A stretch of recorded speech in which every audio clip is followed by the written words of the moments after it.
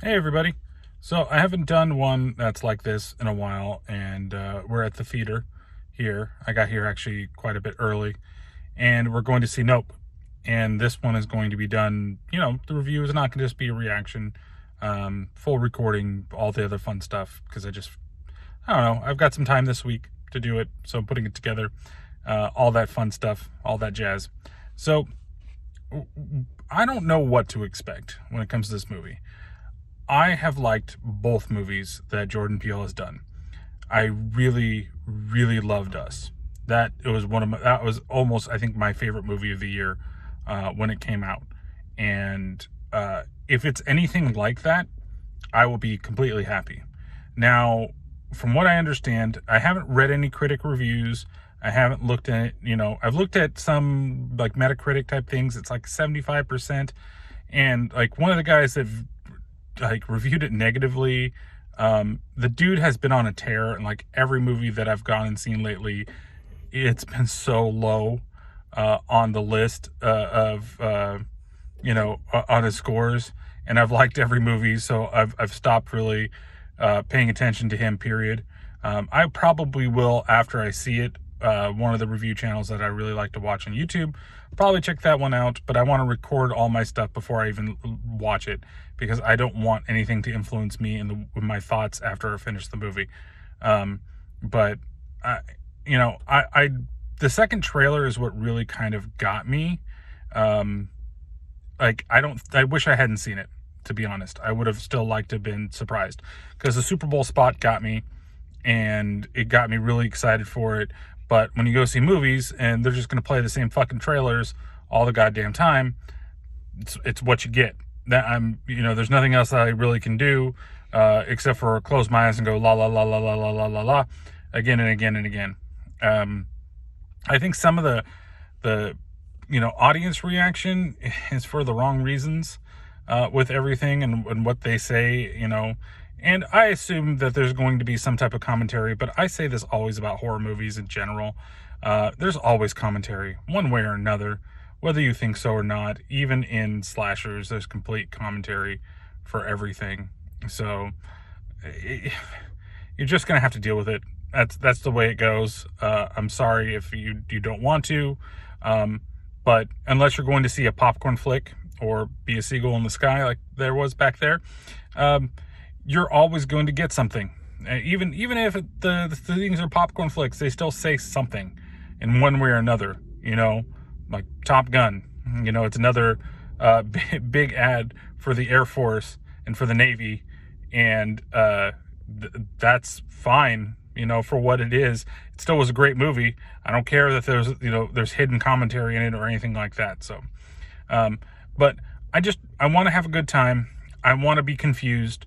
I want to have good characters. I think Jordan Peele writes very strong characters, and he gets a lot of the actors, even if you've never heard of these guys before.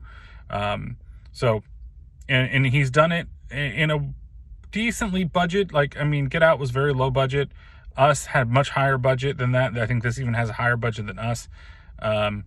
So we'll see how it goes, and you'll get my reactions and review probably after the break. So I guess see you in a bit.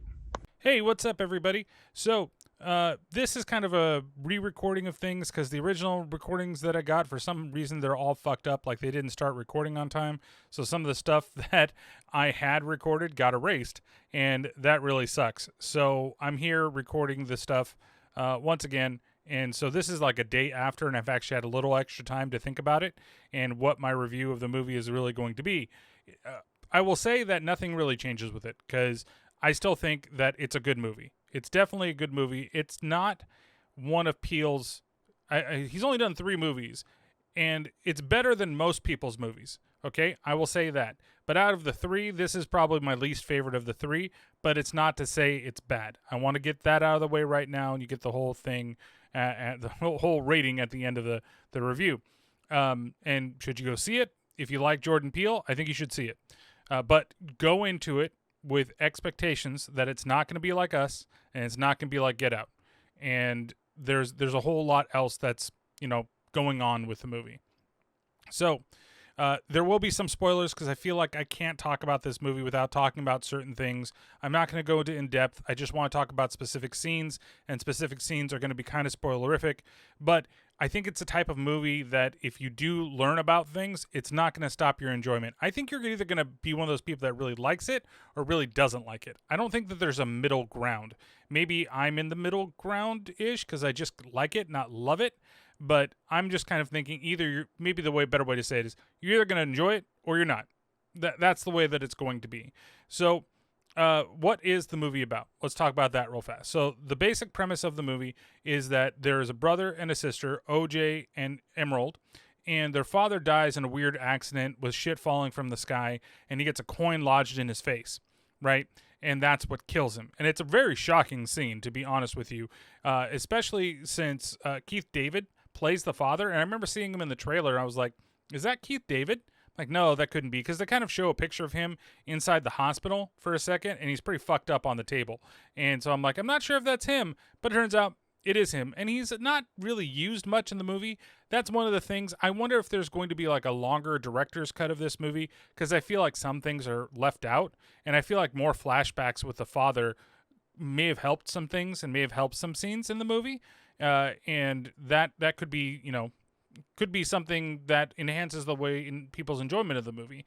So he dies, and the sister's not there at the time. And it's funny because there is a scene with the sister in the trailer for the international version where she's in like downtown Hollywood and like trying to promote herself as like, an influencer type thing.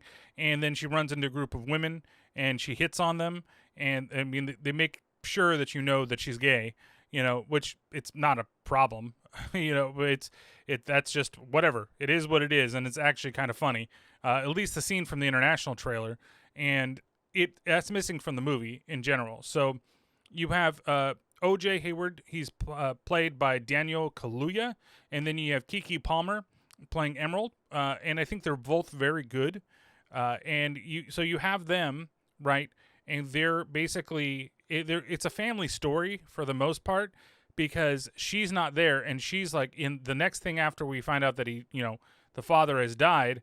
He's now OJ is left to himself to do this commercial because they're horse trainers, right? And all of a sudden, he's not the showman. He's the one that does the work, right? The hard work. And she's like her father. She's the showman, but their father is kind of like both, right? Both the showman and the worker. But OJ really became more of the worker, so the father could be the face of the business. And so she, and then she's like plugging her own shit during that thing too, which definitely pisses him off. And you kind of the thing with Keke Palmer's character with Emerald, I think she's played perfectly for what she's supposed to be and the type of person. I don't think you're really supposed to like her. And she's supposed to have a redemption arc, but I don't know if she actually has that redemption arc. And she does play it like she's too cool for school, and it can get annoying, but I think that's what the character is. And if I'm right, it's some of the best acting that I've seen in like a while for that type of character. Like for me to hate a character but still enjoy the performance is great fucking acting. I don't care who you are. But really, Daniel Kaluuya, he steals the show. He's great as OJ. And also Brandon, God, I'm going to totally butcher these names. Pereira? I'm sorry. But he plays Angel, and Angel's really great. And I even like, even though he's not in the movie a whole lot, but Michael Wincott, who plays Antlers, who's the one guy that you see in the trailer that they hire so they can, like, you can film the impossible, and that's you. And he meets them at the beginning of the movie. But anyway, so to get the rest of the plot before I start talking about all the actors and everybody else that's in this movie, but so basically they find what they believe to be a spaceship, and this is one of the spoilers I think that doesn't ruin the movie, because I think a lot of reviews are going to talk about it, where it's not really a spaceship, it's actually the alien itself, right? It's an actual creature that's terrorizing the place. And then the juxtaposition to them is the story of Ricky, who's played by Steven Yeun from The Walking Dead, who also is fantastic. If there's one thing, the acting in this movie is all great across the board. It's good. It's really good. So it's not a fault of the actors. I think that some of the negatives of this are a fault of the story and where it goes, and I think things have been cut from the story the more I think about it.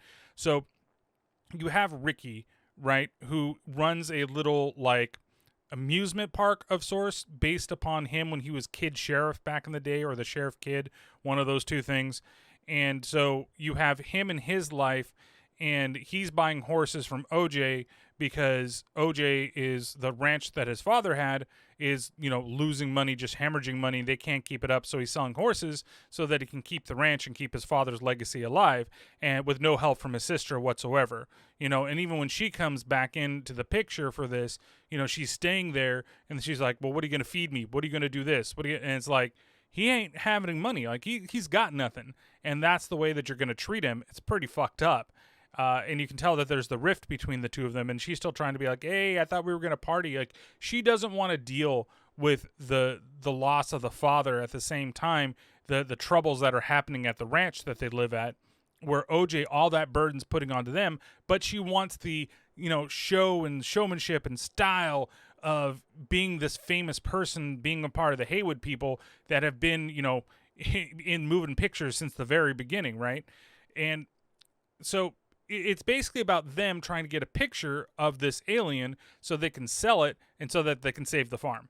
That's basically it. And OJ also wants to buy back the horses that he sold to Ricky.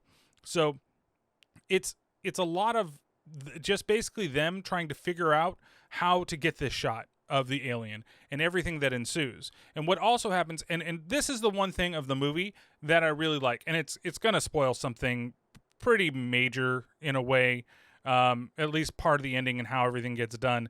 Not necessarily the ending, because the ending is left open to interpretation, I think, for this type of movie. And basically, the big thing is that they had in the beginning, because it doesn't just start with the father dying. It starts off with George the monkey, and how there was a show that Ricky did back in the day that basically had a monkey as part of the cast, and something happens on the set, and that thing goes fucking crazy and kills a bunch of people on set while he's hiding under the table, right? And you start just with the monkey there covered in blood and hitting the bottom of somebody's foot.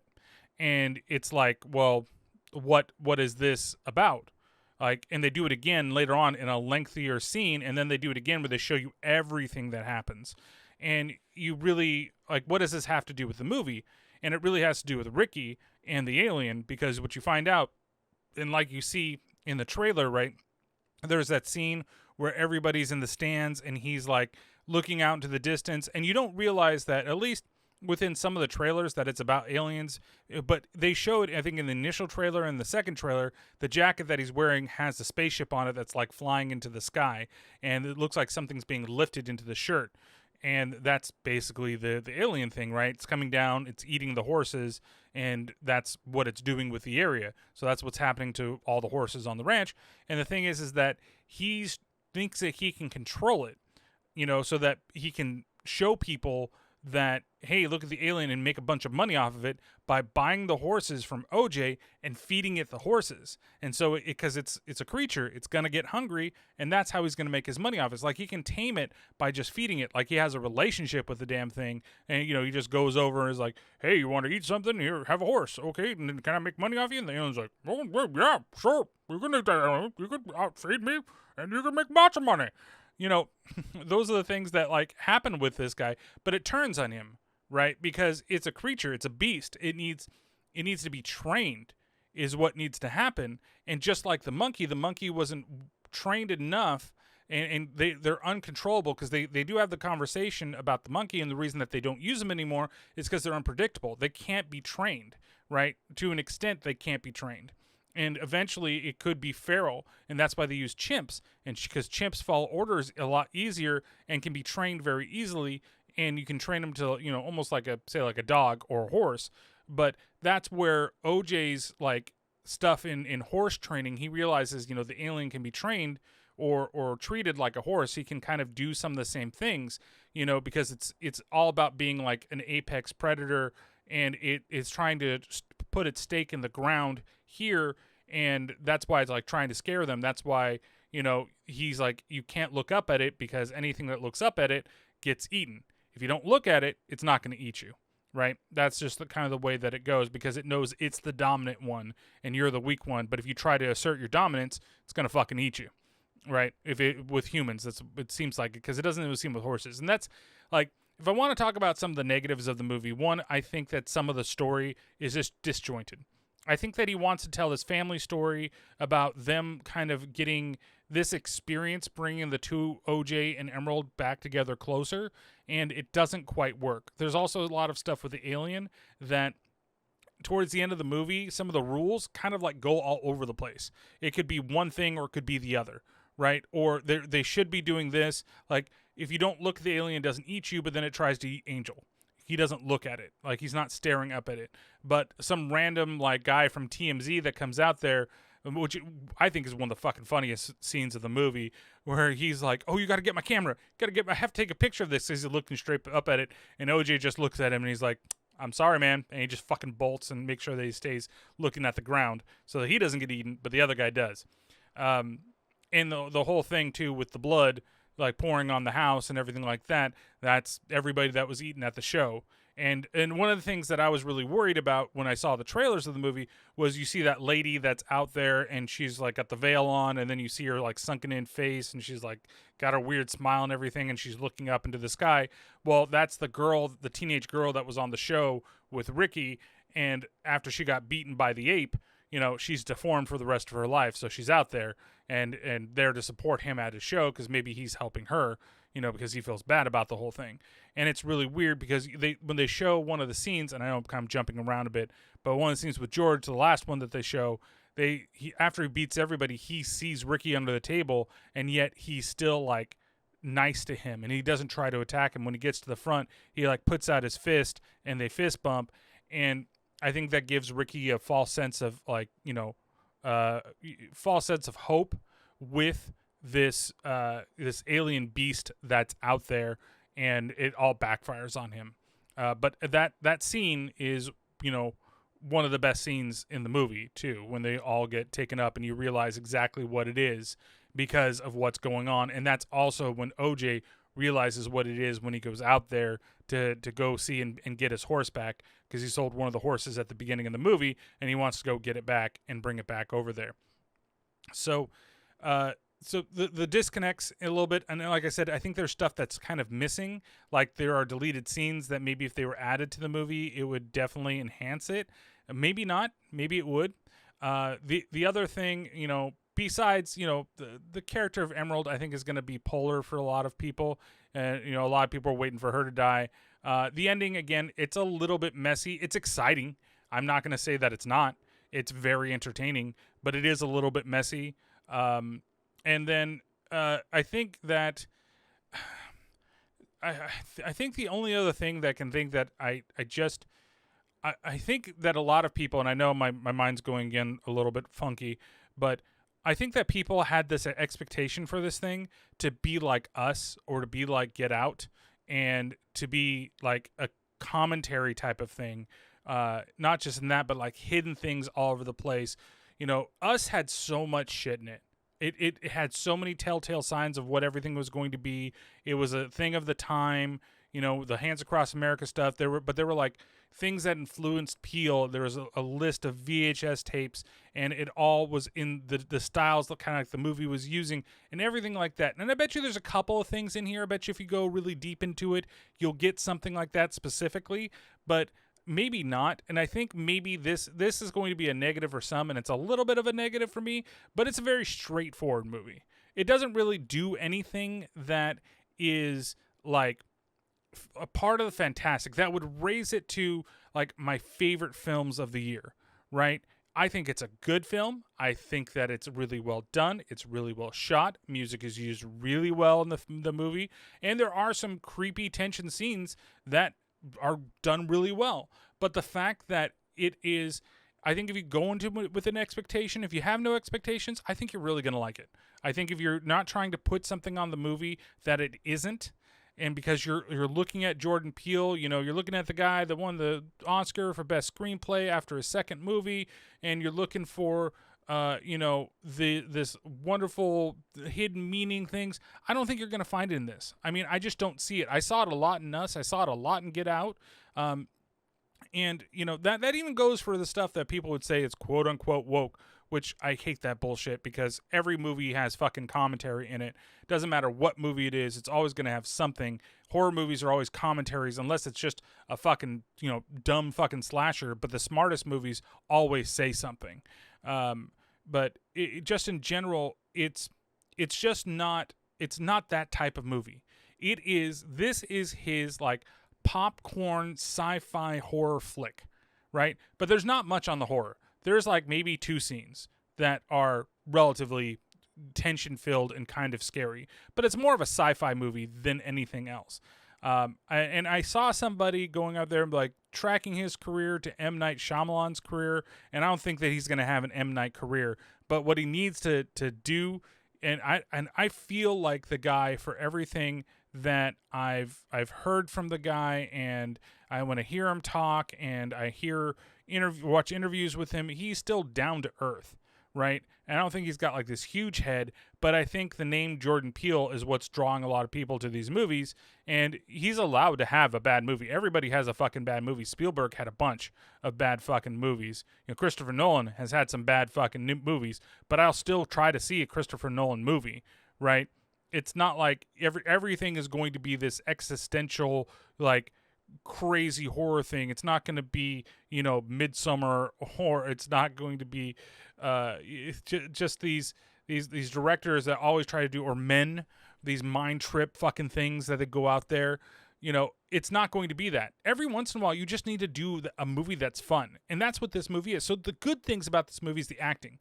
The acting is fantastic overall. Everybody is great. I love all the roles, all the characters. I guess maybe you'd say Emerald is one of the bad things about the movie for some people. I just didn't care. Again, towards the end of the movie, I came to like her, even though she annoyed the crap out of me. But, OJ is fantastic. Angel is fantastic. Ricky, he does a really good job. He's not in it so much. That character is good, but, it sucks that he dies, at basically, the end of Act 2. And that's where it's kind of like, okay, I wish there was something more that came out of that. The fact that he survived George, and maybe that he, survived that and realized that luck strikes twice and he's going to go help them, try to kill it or something. I don't know. But, and maybe it's apropos that he did die. It's perfect for that situation. The other good things is the monster looks great when it's finally transformed. It looks really cool. Like, it looks fantastic. I was very surprised with it, to be honest with you.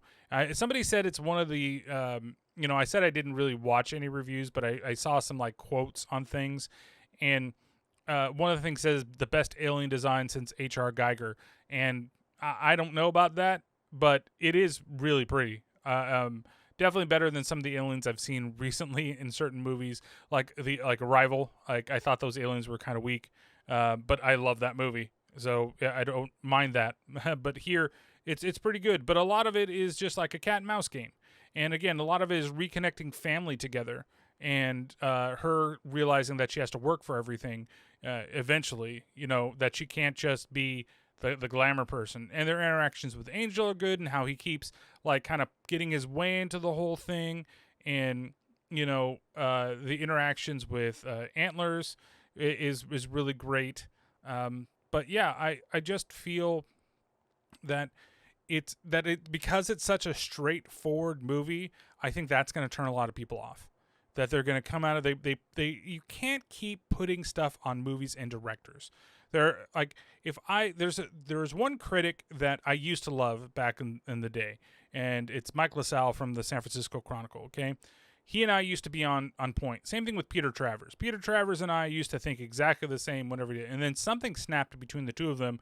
And maybe it's this popcorn movie fatigue, and maybe I'll get it one day and I'll be an old man and like, why are they doing all of these, I don't know what it's going to be. Right now it's superheroes, and maybe it's going to go back to mob movies, and there's just a ton of mob movies. Why are they doing all these mob movies? I don't need these mob movies in my whatever it is, right? But it's just like every single movie that I've seen lately, he is just shit on. And I'm like, they're not as bad as you're saying they are. And critics, it's opinions, right? They try to say that it's, it's this analytical process and it does all this. No, it's your opinion. If you try to put something on it, like, man, I fucking loved Us, and I fucking loved Us because that was like, I think that was the number 2 movie of the year for me when it came out. I came out of that movie just absolutely enamored with the whole thing and just fantastic.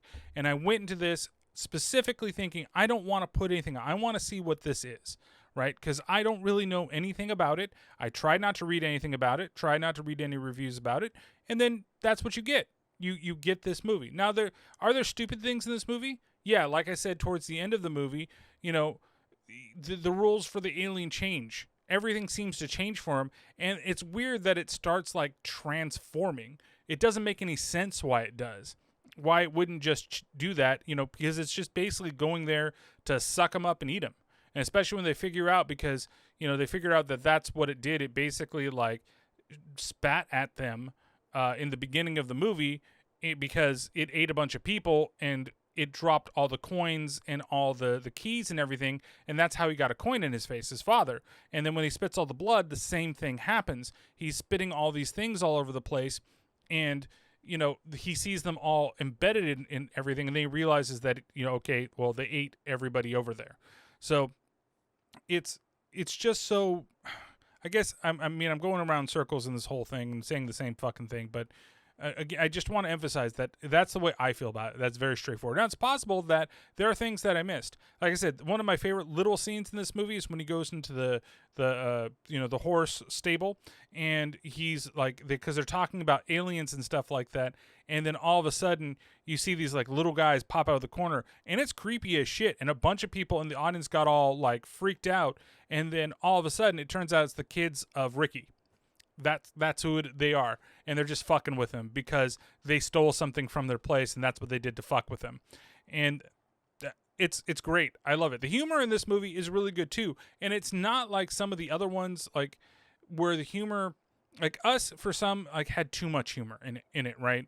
Like, just try to make it straightforward. Don't try to make these things like, but I felt like it enhanced it. Here, I feel like it's toned down a little bit, and it works for the movie. And I love that, Daniel Kaluuya, he is so the straight man, and he's constantly the straight man. And if he cracks a joke, it's a good fucking joke. And in the trailer, I thought, oh man, I don't know if the character is going to be good, just the way it is. But it's great.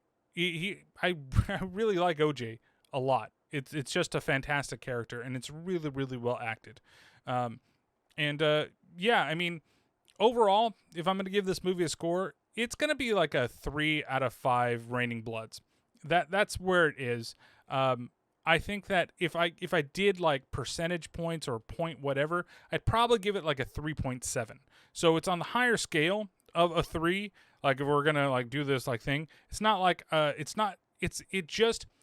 3 is average, right? If I were to do it on a scale of 10, it'd be like a 7. So it'd be above average movie. And that's where I feel it is. It's an above average movie. I don't think that it's, it belongs at the bottom. I don't think that if I was going to do like a percentage on it, that I'd give it a 25%. This would be like a 75%. It'd get like, a C. I couldn't give it a B. Maybe it would get like a 78. So it's a high 3 is what I'm trying to say. But for me, a 3 still means that you need to go see it, right? And if you're interested in it, you should see it. And there's a lot of really cool, the shots, the way they do everything, especially when it comes to the alien and the alien doing stuff, the shots are amazing. That last 30 minutes of the movie, it is absolutely shot beautifully. 100%. It's directed really well. It's entertaining. Even if the stuff is stupid, that some of the things in the rules, like I said, Angel doesn't look at the thing, but he tries to swallow Angel anyway. It's like, but yet he won't go after OJ because OJ's looking down, right, at the whole thing. And then, with the sister, just she keeps looking up on the bike. And, the thing is that OJ, and this is an ending thing, okay? Because this is where I'm like, it's left up to interpretation, but I don't know if I like it. Because OJ tries to distract it, and he's looking up at it, and then she runs away on the motorcycle, and then decides to go after her, and then things come, and then the ending is, you see OJ there, But did he survive or didn't he? Like, is that a hallucination or is that not a hallucination? Because that's where it ends. And it's like their family is like back together again. Or is it that he's gone and she realizes that now like the family is left in her. And so that's her part of OJ in her. I don't know. If you've seen the movie, leave me a comment down below. Let me know what you think. There's been a couple new people that have subscribed to the channel, and I really appreciate that you subscribe to the channel. And I want to try to make some more content to get stuff out there when it comes to these movies. I really want to hear other people's opinions on it. And like I said, one of the things that I don't think that this movie is quote unquote woke. I saw somebody on a comment thing when I went to go look at somebody. I'm like, well, what does he put it at? That Mick LaSalle guy, and then he's like, oh, that's what you get when the movie's woke. And I'm like, that's not even the case. Like, what about this is social commentary? There really isn't any social commentary in this movie. It is, like I said, it is straightforward. The only thing that it's saying is that, with the whole thing with Ricky, is that unless you know how to tame something, you're not going to necessarily be able to do it. Just because you're feeding an animal doesn't mean that it's going to like you. I could feed a fucking tiger all day, but the tiger could come over there and rip my face off. If I'm not careful, I still need to be careful around it. I still need to understand it. And if I don't understand the animal, then it's going to, it could hurt me. And it could happen with anything. It could happen with a dog, could happen with a cat, could happen, with a panther or a horse or whatever else is big and out there, right? And that's what he didn't understand, because he didn't understand it as a kid because he was a kid. And the people that did the show didn't understand. They didn't have a good enough animal handler, and that's why George went and killed everybody. And also the fact that they're unpredictable and they don't use them anymore. And that's one of the reasons, according to the movie, this is one of the reasons why they don't use them anymore. And so it's just, yeah, I think that you can't put your if you really like Peele and you really think that it's going to be this like deep, intense movie, I think that you're not going to like it.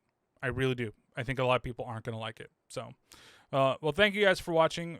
Sorry, I feel like this is not as in depth as the audio and video that I had before, but it got all ruined, so I apologize. But if you like the content here, make sure that you like and subscribe. There is a new episode of the Terrible Terror podcast out at the time of this recording. I did one on In the Mouth of Madness that I had a lot of fun with, and I really liked that movie a ton, and it was fun to do the podcast episode on that. So check that out. It's available on all platforms that you can get out there. And then every other week, I'm on Twitch, twitch.tv/Terrible Terrors, and I do right now just 2 streams a week. The current week that I'm off, I'm going to do some more streams because I've just got some time to do stuff. And I will be doing a movie stream. I do it every other Thursday, and as of this recording, it's that Thursday that we're going to do. There's a horror anthology movie that I'm looking at that just got released a little while ago on Amazon Prime, and that might be fun. I love anthologies, and so it might be fun to watch it with a bunch of people because you get a taste of everything. So, but yeah. So thank you so much for watching once again. Oh, and then one other thing I'm going to put in the links below. I've mentioned this a lot, and because this guy is somebody that I've been listening to for a while now, quite a bit of time right now. I think like 7-8 years I've been listening to this guy, and it's his name is Jeff Burton. He is one of the hosts of the Rizzuto Show on 105.7 The Point over there in St. Louis, Missouri. Yes, it's weird for a California guy to be really into a show from St. Louis, but I absolutely love this show because I used to listen to the show that was there before, and this is a spinoff from it. Once one of the other hosts left to come to California, yada yada yada, and I really want to push. He's been. I know this is a lot. I've talked about it on my own podcast before, but he's in hospice now from prostate cancer. And he has a charity that he really, really loves called Kids Rock Cancer. I think it's a great fucking charity. And if you guys have anything, if you can donate, I know that it's hard to ask for money for donations. But the charity itself, what it does is allows kids that have cancer to basically be rock stars for a day. And that's one of the coolest things that you could possibly do. And it also puts the funding, too, into cancer research as well. But so it's kind of like a twofer.